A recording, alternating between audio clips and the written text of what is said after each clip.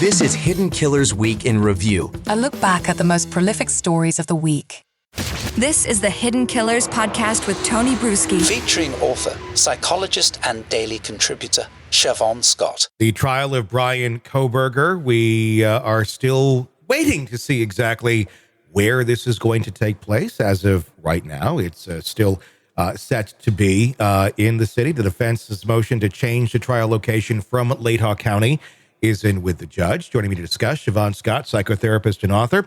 Obviously, the town where it happened, a lot of people feel like, look, this happened here, it should happen here. But the defense put their own little survey out there, initially doing it without permission from the judge. Judge didn't like that, but then allowed it to proceed. And some of the results are in. The defense team surveyed potential jurors in Latah County. The findings, 98% of people in the county are aware of the case.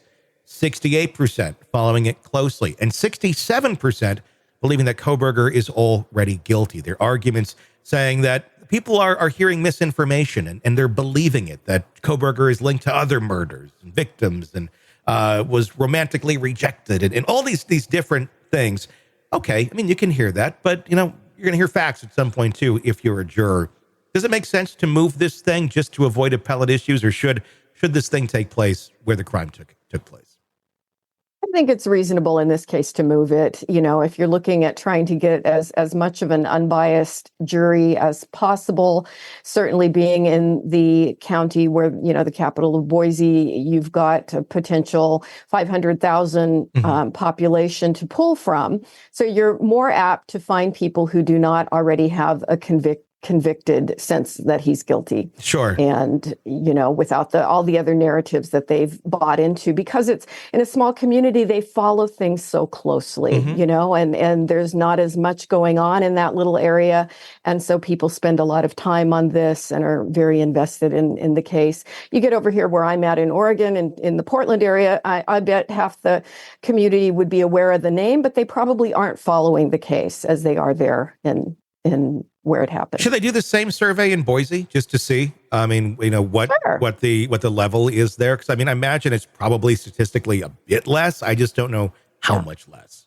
Yeah, I think you'd probably find that it's less. And you're not going to go anywhere on the planet and not find an area where people haven't heard of the case, probably. But there would probably be more jurors to pull from, and that just makes good sense to me. Ultimately, you do want an unbiased jury as best as you can get. People, there's going to be people who do want to get on this case, and they will say, play whatever role they need to do that. To me, in this case, though, is it really that difficult to decipher fact from fiction or rumor from not rumor? I know this is what we do. We talk about these things all the time, so it's fairly clear cut, but, I don't know, there's a lot of things. Like there's one where, was he connected to this murder in like 1999 or something? He would have been like 4. So, just common sense and logic would tell you, no, he's not connected to that. But there have been some things that are rumors, but I think they may be rumors, but I think they border on, logistically possible things that could have happened. He could have easily gone to these restaurants that they were at. Some people say they did see him there. He may have been there. May have had nothing to do with the murder or stalking anybody, but that may have happened. Is it that difficult for people to go, oh, this is fact, this is fiction, especially if they make it to the jury and only what's going to be presented in that courtroom is what is permitted because they're viewing it as factual information? It's so hard to try to find jurors who are not going to be unduly tainted with stories and rumors and innuendo because they have an emotional, let's say, stake in believing the story or the rumor. And I think that's the fear. If you get people who are completely convinced that he's guilty, and it's kind of hard to read a lot of the evidence that we do know that's been exposed and not come to the conclusion that he's guilty. I think most of us would lean in that direction probably. Yeah. And what percentage of people can get beyond that emotional bias? That's the hard part, I think, is that, as you say, when people want to get on a jury, they'll say, oh, yeah, I can be fair. But can they really be fair? And Yeah. that's probably one of the problems with the human system that we have. Sure. You know? Here's one for you. And I'm wondering, on the emotional bias of this that we're just talking about. There's very much a free Karen Reed movement. There's very much a Kohberger is innocent movement as well online, that people are, they don't really have any evidence to point in their direction, but they like to get behind something. It's a group, it's a tribe that they can belong to.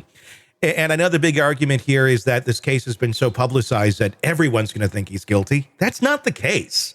There's a lot of people who think he's innocent too. So couldn't that also be argued on the other end, that you may have some holdouts on the other side too that you otherwise wouldn't have, simply due to the publicity of this case?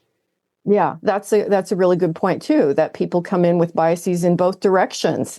And, you just don't really know what you're going to get with the jury. And that's the problem. Yeah. At the end of the day, you want to avoid any sort of appellate issues. I think it'd be, if I was in that community, I certainly would want it in my community. But from a standpoint of, let's not keep reliving this for the next 20 years, because there will be an appellate possibility, and they'll appeal it no matter what if he's found guilty. Yeah. But if they can find some of those things like, it wasn't fair, guess what? Everybody gets to relive this drama and this trauma forever, when these families are just trying to heal the best that they can.